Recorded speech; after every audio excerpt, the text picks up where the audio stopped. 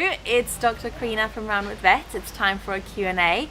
This time we're going to be talking about raw food diets. Somebody wrote in asking about this, and of course we do have an opinion. Mainly, it can go really, really well for some individuals and horribly wrong in some cases. You have to really do a risk-benefit assessment here. And think about why you would want to feed raw and what are you comparing with what when you draw your conclusions.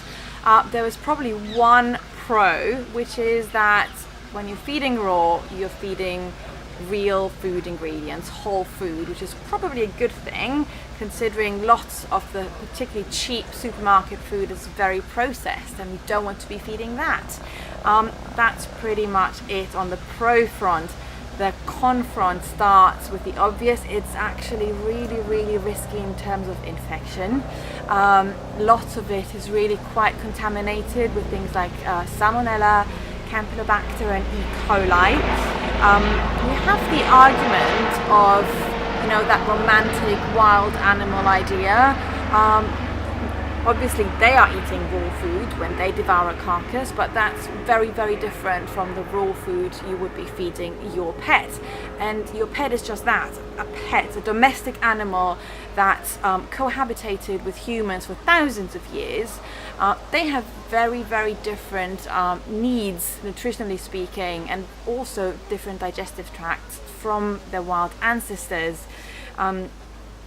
You have to be particularly careful with raw meat from the human counter. If you think you're doing a really good thing by buying raw meat that's human grade, bear in mind that that is actually made to be boiled. It's not intended for raw consumption by people.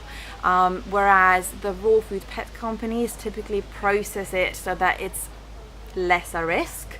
But the science and the evidence, the studies absolutely do support the fact that infection and contamination is definitely risky.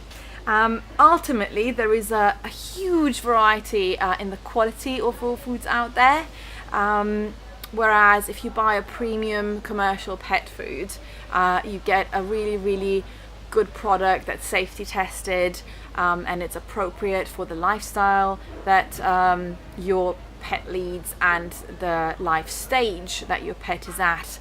So you get a really good balanced nutritional panel there that you can't quite get right with raw food, particularly if you're thinking about doing it in your own home. I'm gonna keep it short. The main take home is we are worried about infection and it can go wrong by giving you infection, not just your pet. But if you have any further questions, get back to us and we will be in touch. Thank you.